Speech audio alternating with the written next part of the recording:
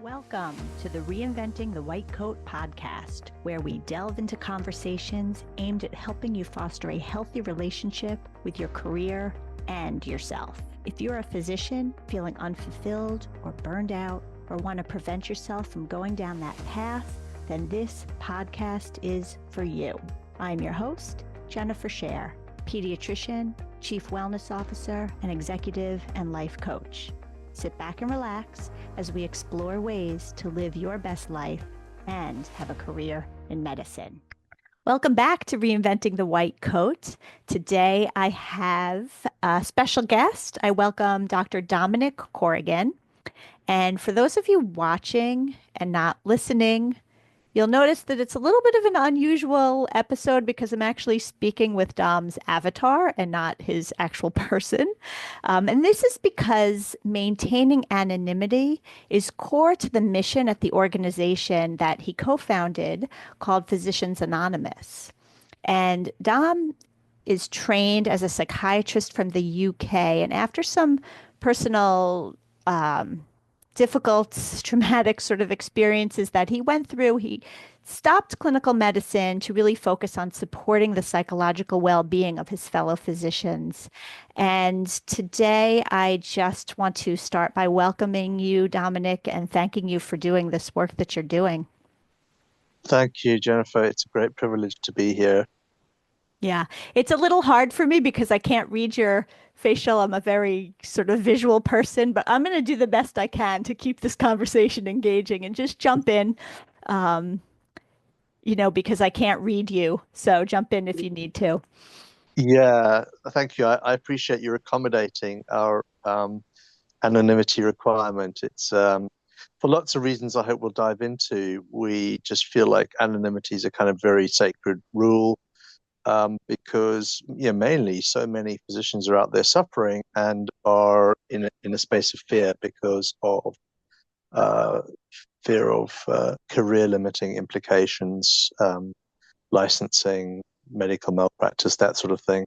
And so that's why we created this space, so that there are safe places where no practice numbers or records are taken. And that's why I use the avatar to reinforce that point.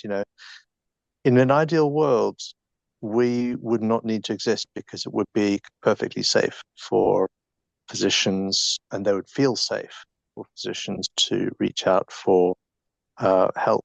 And goodness knows the need is there. There's very high rates of burnout and mental illness. But at the moment, very few of us feel safe to reach out for help. So there are some systemic issues we need to tackle to change that. Yeah. Dom, do you think that this is unique for physicians? That's a great question. It's not unique for several professions where mental health, burnout, imposter syndrome or imposterism are kind of common. And then the consequences of so-called coming out can be significant. The two that spring to mind are airline pilots and the military. And for example, airline pilots are, that they're supposed to disclose mental health issues because, of course, if you're carrying 400 people in the air, the employer wants to know about that.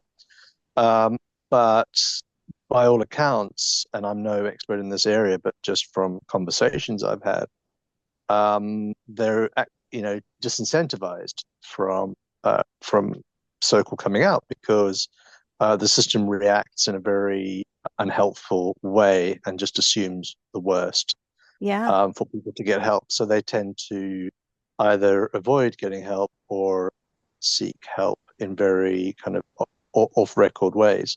The military, and we've worked with military physicians as well, so they kind of get a double whammy. The military has a similar thing because, of course, you can't be operational if there are concerns about your mental health. Mm-hmm. And so, we're not alone. Yeah. But I think as a physician myself, and having gone through multiple episodes, shall we say, of mental health difficulties and been too afraid to reach out.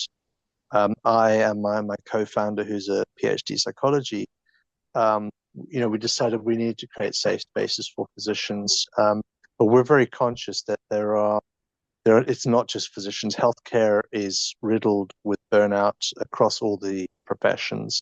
Yeah. And there are others affected as well. But we thought we needed to focus on Yeah. one group who we knew well, and we felt like we could make a difference with.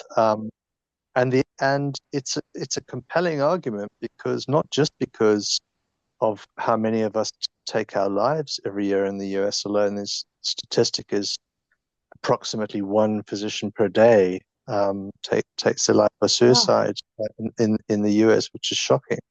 But it's not only that; it's the impact of losing a physician. By some studies, the ripple effects affect thousands of people, and these suicides are thought to affect about 1 million people a year. I think this is some reporting from Pam Weibel, MD, who is a very staunch advocate of physician well-being as well.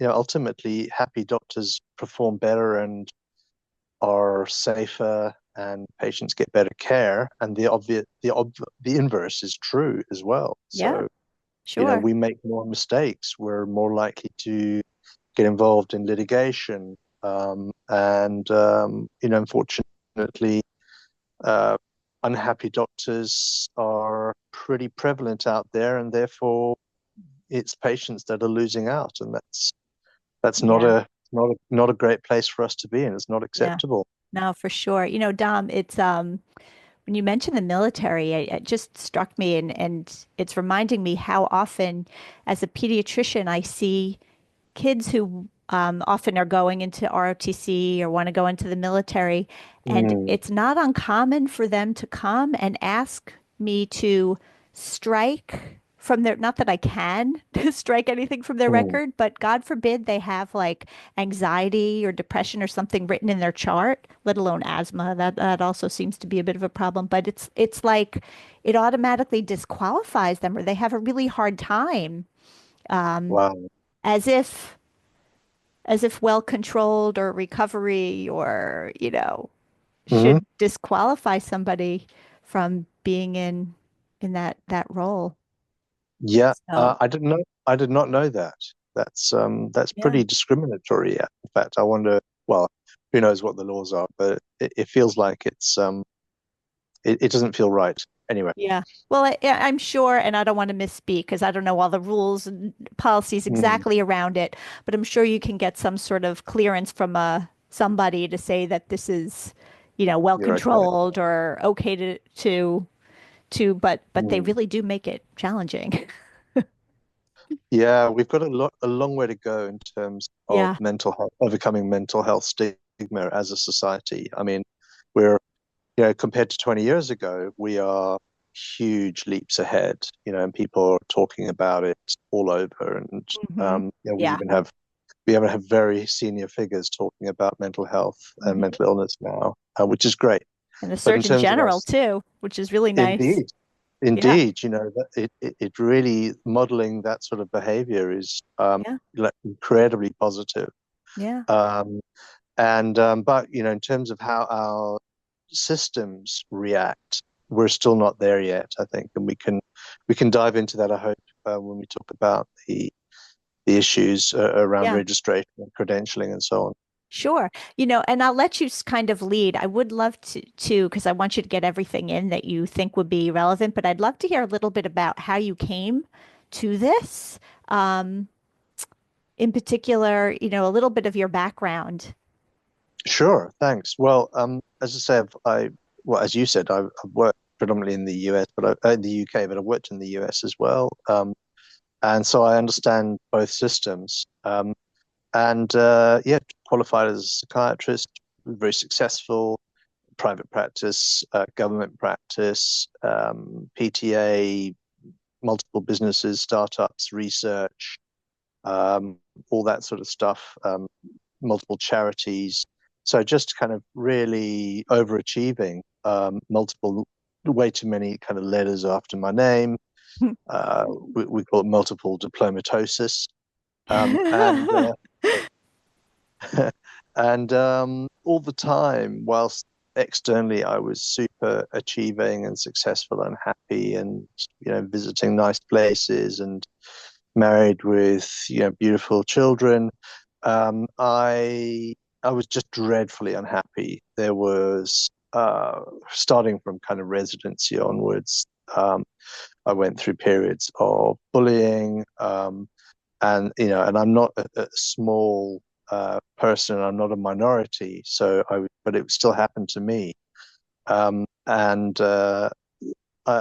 also the workplace, in the various places I've worked, uh, I recognize now, only in retrospect, that I went through quite a lot of moral injury.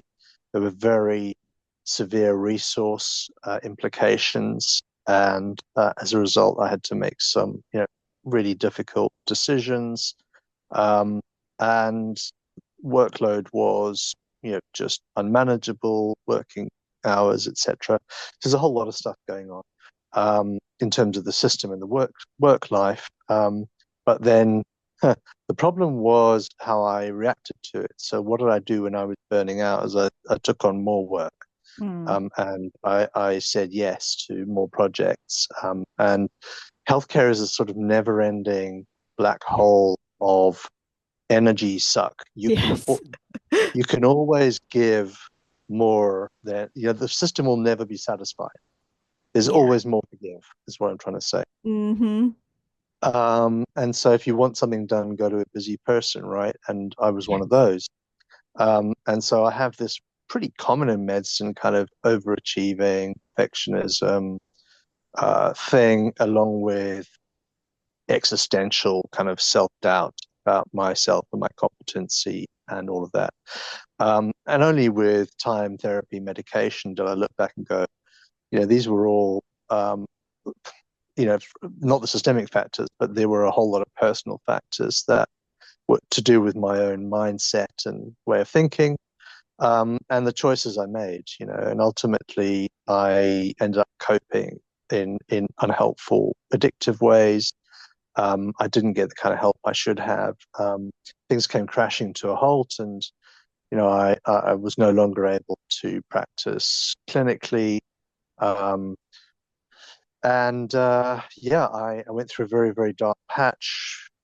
The thought of losing medicine, which I'd been, invested in since I was a teenager, really, to the effort to get into med school and get through, and to get through residency and everything else, and build up a career. The thought of losing that was so tied in with my identity that I felt like if I'm going to lose medicine, I'm going to lose everything, and my life isn't worth it. And yeah, I went through, as I say, a dark patch, and a near miss suicide. And I think suicide and medicine, it's been recognized for a long time that we as a profession are generally at higher risk than the average population and of equivalent level professionals. And I think a bit of medical knowledge can be very dangerous in the hands of someone who is thinking extremely negatively and concretely, like I was at that time. I could not see a way out. I could not see that there were so many opportunities and choices I had, because of my mindset. I was severely depressed.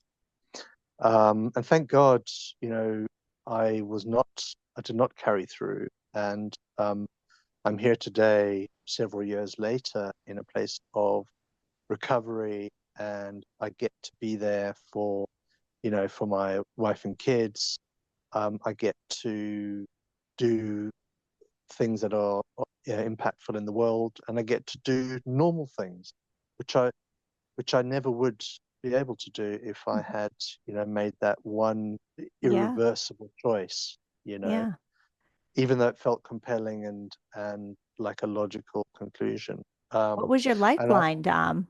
What was the it was actually, so I have mental illness and addiction, and it was a fellow addict who said to me, Dom, because I was looking at the fine print of my life insurance, like, you know, paperwork, and going, will my kids get a payout? Because that's how incredibly concrete I was thinking. Like, Wow. my life is only worth an insurance payout. That's the low point I got to, right? Mm-hmm. And I was thinking, I could try and kind of make it look like an accident or whatever. And then this fellow addict said to me, Dom, what do you think your kids want? Do they want an insurance payout or a dad who's alive? And it just hit me, Oh, straight in the heart, and I'm getting shivers just thinking about it. does And of that person course, know the impact that he or she had on you? yeah, I told him later, Yeah. um, that he in that moment saved my life. Oh, He made that decision point for me. Um, it that then said to me, I really need to do something different. I need to get help. And that's kind of what got me into therapy and medication and 12-step program as well. uh-huh. And so all these things were. It's often not one thing that we need, but it's a lot of things. Good friends that understood me. Yeah. Unfortunately, a lot of my colleagues kind of turned their backs for their own fear reasons. I don't blame them at all. They were just like, we can't be dealing with this, or we've got our own busy, lives. But good friends become very close to a lot of family members that I wasn't so close to before. So it's a whole ecosystem that helps people get through these dark Yeah. times. But yeah, I'll be forever indebted Yeah. to a number of people, my therapist, my sponsor, my antidepressant prescriber, Yeah. um, Listen, and Dom, I imagine that fellow this addict. period of time took you quite some time.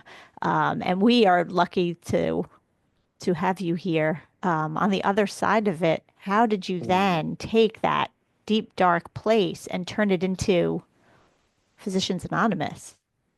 Well, it did take time, and I think sort of towards the end of COVID, I was coming out of things, and I had to make some choices. I was going to pivot out of clinical medicine. What did I want to be doing with my life? And I had no idea that how valuable an MD is after your name in so many like industries, right? Yeah, and people don't know this, but and when I get physicians who for whatever reason feel like they can't carry on in clinical medicine, or maybe they've lost their registration or whatever, and they feel life is over.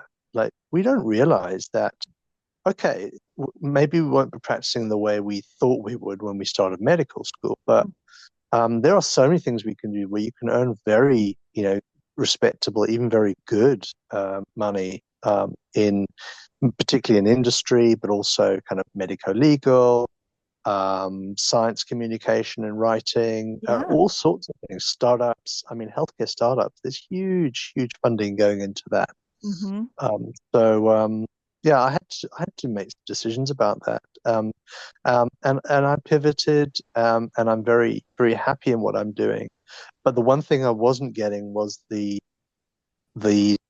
what I like to call the genetic defect of all healers, is that we have a need to help others, Yes. and in the nicest possible way. Unless you're working clinically, that need is not met. At least it wasn't for me. Right. And so I got to thinking, with looking back at my whole journey, like, what what would it have taken for me to have got help?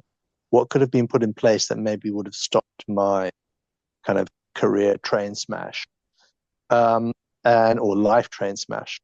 And I then took lessons out of the 12-step program, for which anonymity is sacred.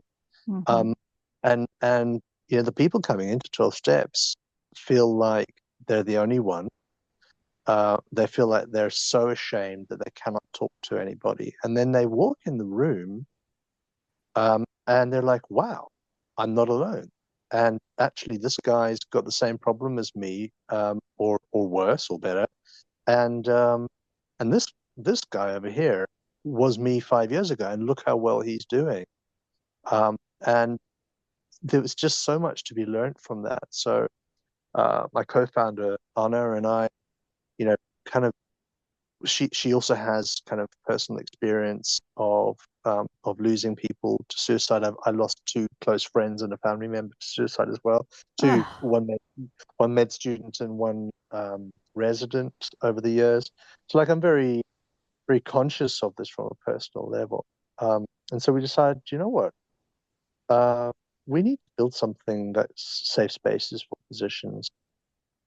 And then she looked up the domain name physiciansanonymous.org, and she said, I can't believe it, but no one's taken Physicians Anonymous. So I said, right, let's let's buy that domain name and let's build something. So that's how it started. the business And so it's not, started because the domain name was available. I love it. oh, well, I kind of said we should do something like Physicians Anonymous. And so in parallel, she checked on Right. one of the providers and said, we should take it. It's a Yeah. sign. It's there.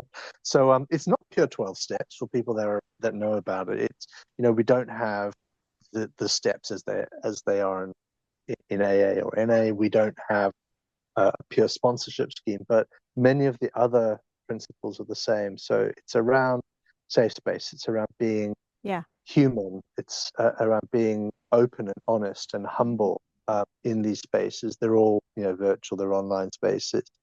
And hearing stories where we share experience, strength, and hope. So, as I said, we can get people who are, very unwell. We can get people who are sort of deciding what they want to do, and we can get people who are extremely well and giving back. You know, people that 3 years ago when we started this, were just coming out of hospital or whatever, and are now back in practice. There are success stories. I'm not saying it's just us. There's a lot of players involved, but we've been there for that journey with them, and it's a great privilege, I have to say, and much needed. And I just wish that more people knew about it, and that we were able to provide more safe spaces than the meetings that we're able to do at the moment. We have 3 meetings available at different days, different times. You can access them through physiciansanonymous.org. And it's free to med students, physicians, residents, retirees, anybody in the medical space.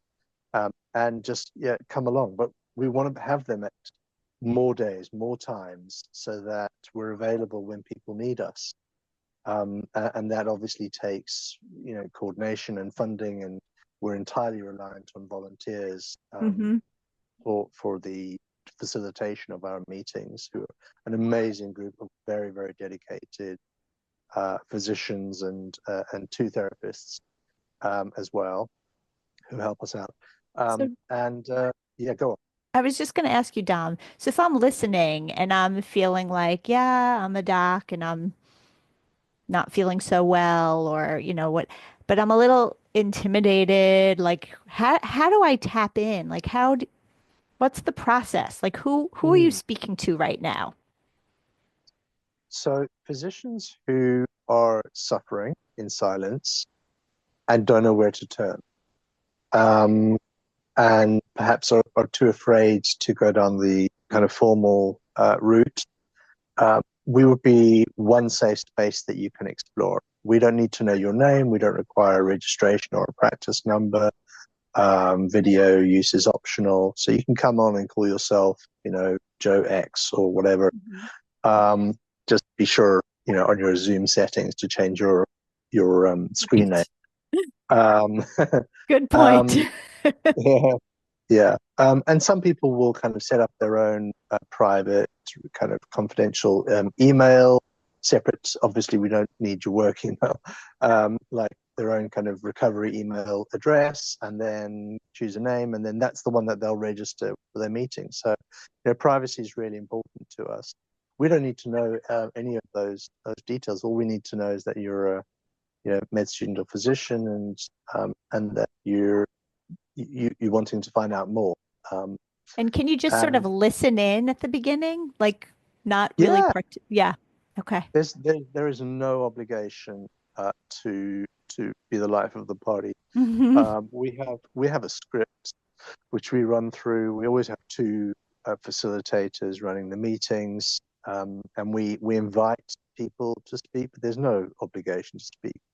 I will say what's really interesting is during a sequence of meetings, right? People will often come in, video of, pseudonym on, and then by meeting two or three, they might turn their video on, and then their real name comes out, and so on, as they build trust and they Sure. see that there are so many other people in the same space as them Yeah. who are able to kind of get past that initial element of shame and say, right, this is actually me, this is who I am, and I'm going to be out there in the safe space. Yeah. And then, of course, there's the next level with people like the Surgeon General, coming out there and talking about their own stories. And I'm so pleased to see the people like this especially on social media, who are saying, I may be a physician, but I am a human being as well, and therefore I make mistakes. I have vulnerabilities.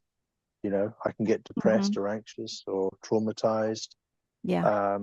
And I really admire these people. But within our safe space meetings, it's very, very low pressure. And how big We are put, they? Do you keep them sort of limited to a certain size or yeah, it's we have a maximum group size of 15, okay? which would include the facilitators. Hmm. Um, and it's very variable because medicine is unpredictable, people's schedules, etc. So we could have, a really small meeting or a quite big meeting. It's so impossible to predict on the day.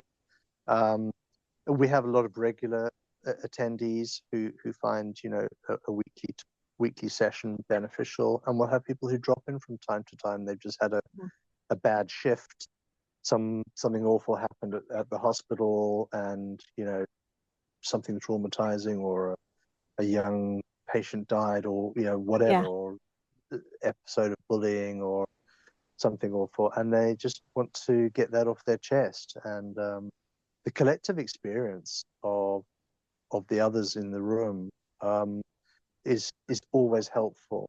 Even just getting a talk, sharing it with somebody, is beneficial. But then often we'll hear, we don't go in and problem solve. This is like a learning process, because all physicians are problem solvers, right? Right. Listen, make diagnosis, assess, plan, treatment, etc. Hmm. And so we need to learn a new skill set in this, which is like active listening, and sharing our own experience, but not telling the other person what the solutions are and solving their problems for them. Hmm. So we have a set of like very broad guidelines, just that makes the meetings run smoothly. And Yeah. things like, we leave our resumes and our white coats at the door. We're about Yeah. being human in this room, and not professor or resident or whatever. Hmm. Um, and human first, who happen to be healers second, right? Um, and yeah, they're incredibly healing spaces. I've been running groups now for about 3 years, and I feel super energized by the end of every one, because I always learn something, and I always get something, I always get more out of it than I put in. Hmm. Great. And that's what we hope for all of Yeah. our attendees. Yeah. Dom, do you notice in your attendees, first of all, I imagine you pull from both the US and the UK. Do you Mhm. notice a difference in the systems and who's more impacted, or is it pretty universal? So that's a great question. We are predominantly US. We're not-for-profit registered in Delaware, and I'd say 80 to 90% of our attendees are North America. We get, including Canada, but yeah, we certainly get people from the UK, Europe, Australia coming in. Anyone from anywhere in the world is welcome. What I've learned is that medicine and the problems of medicine are pretty global. Hmm. Even in resource-rich settings like we have in the West, there are still huge problems around how those resources are allocated, and they bring in things like in the US, the medical industrial complex and the commercialization and everything else. Things get pretty complicated. Yeah. And so it's not just about whether you're in the global north or south. There are so many commonalities to being a med student, resident, physician. Yeah. That geography almost isn't that important. Some of the granularity is different. Obviously, funding is very different when you compare US to UK, Europe. But we have way more in common than not. Mm-hmm. I will say though that I've discovered that US physicians seem to have less legal protection and around disability rights and mental health, and we seem to have less employment protection as well. Interesting. Compared to the UK and Europe. Yeah. Any differences? Go ahead, sorry. And in particular, the one that really shocked me was the med mal situation. So if I had a course of Prozac 20 years ago for some mild anxiety or depression, and that was on my record, and then I got sued, then the process of discovery, that medical record could then be extracted and used against me. Whereas in fact, what I was doing is I was proactively getting help. Right? So I was actually a good doctor, getting help, getting better, making myself stronger for my patients, right? And yet, in a perverse situation, that could be used against me in med mal discovery. Yeah, that kills me. Yeah. And then, of course, I will say this: your med mal the extremes are insane in the US, and it does vary by state and so on. But I've heard we've heard stories, and I'm not going to de-anonymize this, but in some states, if you're an obstetrician, you can get sued for ridiculous things that have nothing to do with the role of an obstetrician. For example, 20 years later, the person has a certain condition. It's unrelated to birth trauma or obstetric care, and yet all the lawyer needs to do is convince a jury of your peers that this was a bad doctor, and they can get a multi-million-dollar payout, ruin their career, make them uninsurable, all sorts of stuff. So there's some crazy stuff. I know, Dom. We'll joke that the obstetrician can be blamed if your child doesn't get into Harvard. It's just ridiculous. I know, but I'm waiting for that case to appear before the courts because it's coming. The precedent is already there. So I'm glad we can joke about it, but there's a serious need for tort reform here. There are some great international models of how people who are the victims of medical negligence can get paid out. There can be justice, but at the same time, you can have sense checks, and you can have checks and balances that mean that the clinician, that firstly it has to be for genuine medical negligence and not just a really good lawyer and a jury that's influenceable, and secondly that payouts and things need to be capped. But that would require federal level reform, but that's a whole that's a whole other thing. But also, I was just talking to another guest recently about the emotional trauma that comes from being sued, and we're such a litigious society that doctors get sued right and left. It's another reason why people might need to come see you. We are. That's why I'm so passionate about it. It's because it's a systemic problem that causes enormous stress. And there's some evidence that the litigation stress is associated with mental illness and causes mental illness in physicians and even suicide. So and that's because we have a nonsensical litigation system. Yes, there needs to be justice. Yes, patients need recompense, but at the same time, it feels like it's very, very unbalanced at the moment. Yeah. And what's the result? Well, defensive medicine, over investigation, costs go through the roof. Med mal fees are ridiculous in insurance, and those just get passed on to who in the end? The patient. So everyone's a loser, really, except for the lawyer. Yes. So, Dom, I'll just say that I dream of a world where this support isn't needed, right? This is my pediatric brain. I always say for me, everything is prevention. I wish we didn't need this. I wish people had the skills that it took to prevent themselves from, to have that resilience and deal with the traumas, but that is just not the case. So tell me, how can people find you? How can they engage? I'm so grateful that you're here. I want you to have some last words, and give people advice on what's next.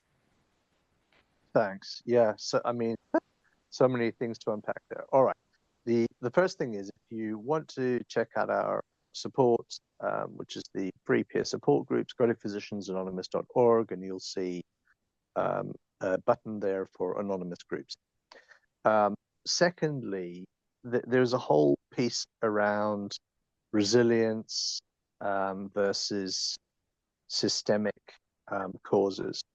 And I just want to pick up on that. So we're a very resilient bunch. Like, to have got into med school, through residency, and be practicing, or wherever you're on that journey, we are not lacking in grit or resilience. And yet we have around a 50% burnout rate. Mm-hmm. Okay. So, and burnout is an occupational syndrome recognized by the WHO, World Health Organization. So there is something around our medical system and way of working that is poisonous for the people working in it, physicians Yes. and other healthcare practitioners included. Okay. Listen, I just want to interrupt just for 1 second to say I 110% agree with that. And in fact, in my role as the chief wellness officer, my role is really to like systemically work on the operations and the policies and the things to make it better. I think the point I was trying to make is not that there's something wrong with the people, but so that you can like be more true of what you can tolerate and make the choices that are right for you. And because the system isn't going to change like that, how can you navigate given the situation you're in? So I apologize for pointing at the people as the problem because I know they're not. Absolutely. No, I wasn't. That's not what I wasn't pointing at you at all. I was getting up on my soapbox because I feel really strongly about the resilience piece. Mm-hmm. But I'm conflicted about it as well, because what we're doing is already enhance, like, we're building on people's resilience. We're helping people, particularly through coaching, which is another offering that we offer. We're helping people reframe stuff, and but we're not fixing the systemic causes. That's my point. Yeah. Is we as a little charity cannot. We want to advocate. We want to speak out, and we can do that through our anonymity, which is a very powerful kind of platform. But there are much wider issues Yeah. that need to be addressed, and I hope that policymakers are listening to this. Mm-hmm. And the people that you look after are very lucky, and to have someone like you, because you're able to straddle both the policy and administration side and the clinical side, and you're able to feed back, and that's such a crucial role in an organization. So I'm so grateful for people that do what you do. So anyway, resilience is something that we can certainly enhance, but in an ideal world, it won't. In a few years' time, much like your prevention idea, it will not be needed. Mm-hmm. But in the meanwhile, we are there to to hear you, to be with you, to sit with you, wherever you are in your journey, whether it's am I okay, or I need help, or I desperately need help. We'll be there for you in as much as we can as a small anonymous service. We have there's an ecosystem, and I think we need to find a way to advertise it better, of supports out there for physicians. There are different helplines you can phone. Final point is that if you need clinical help, we're not a clinical service, and you need to get clinical help. Find a way to do that, because we cannot offer psychiatric assessment or formal therapy or medication or anything like that, for lots of different reasons. We're in a very different kind of niche in the well-being ecosystem, but untreated mental illness is one of the top core factors of completed suicide. So if you are ambivalent about getting help, we strongly urge you to find a way of getting help, because it works. We know. I know that as a psychiatrist, it really does work, and life is transformed. But by the way, getting clinical help is not an exclusion factor. We have many people who are in treatment, or even partial hospitalization or whatever. That's fine. We'll be with you through your journey wherever you are. So whether it's burnout, which is not really something that's treated with medication, or mental illness or addiction, or imposterism or bullying, or whatever it is that you're going through as a physician. We've seen it all, and most of us have experienced a lot of it. And who knows, down the line you might find yourself in a really good place and thinking, gosh, I want to give back, and maybe I want to start up a group of my own, and support more. That's how we grow, is by people who are well enough and have enough in their cup to pour out for others, oxygen mask firmly affixed before helping others. They can then start to give back in some way. So there's lots of opportunities to make medicine a healthier place. And if anyone's interested, drop me a line at info@physiciansanonymous.org. We'd love to hear from you. And thanks for the opportunity to talk about us today, Jen. Really appreciate it. Oh, Dom, it was wonderful. My last comment or question for you is, as a charity and a nonprofit, I imagine you take donations and grants and all things like that. But is there a fee for the support groups that you run? Completely free. Okay. So we do also offer coaching, and we offer the burnout prevention program, which we call the burnout vaccine, trademark pending, where essentially those resilience skills that med school never taught you and residency never taught you, we teach to open-minded healthcare organizations. So those two are obviously paid for services. We can't deliver that for free, but the groups are completely free, and obviously any fees that come in are used for the not-for-profit. And we do have an exciting Thanksgiving campaign. So as part of our gratitude to our supporters and our volunteers, and also I want to say the population's gratitude towards physicians that have made a difference to them, we're launching a campaign to raise $8,000, which will help us take enormous steps forward in terms of our capacity to support physicians and apply for grants, and improve our systems and so on. So if people are interested, they can go to bit.ly/PA Thanksgiving 2024. So it's capital P, capital A, capital T, Thanksgiving 2024. Great, and I'll put that in the show notes so people can just click onto it. So, Dom, thank you again. This was really, really an inspiring conversation. I'm sorry you had to go through the challenges you did, but I really love what's been born from it. Thank you so much for the opportunity to talk. And yeah, really wish you well with all of your endeavors. And who am I looking at as your avatar? I'm embarrassed to say. Is Oh, it someone famous? that's the original Dominic Corrigan, who is an 18th, 19th century Irish physician who, Ah. when I was looking for an avatar pseudonym, came upon him because he is famous, at least in British circles, for there's the Corrigan sign, which is the water hammer pulse, and various other eponyms. But also, he was famous for having a secret door in his practice.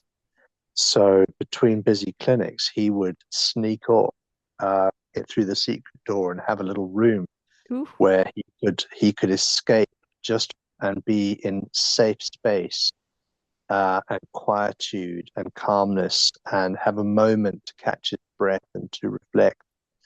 And so brilliant. that was kind of the inspiration behind Physicians Anonymous, was that you can come through the secret door with us. And unlike how I imagine his probably had a nice fireplace with some cigars and brandy, Mhm. and some nice books in a library. That's in my head anyway. We don't quite have that, but what we can offer you is amazing, non-judgmental physician-to-physician peer support in the little secret behind the secret door. Love it. That's beautiful.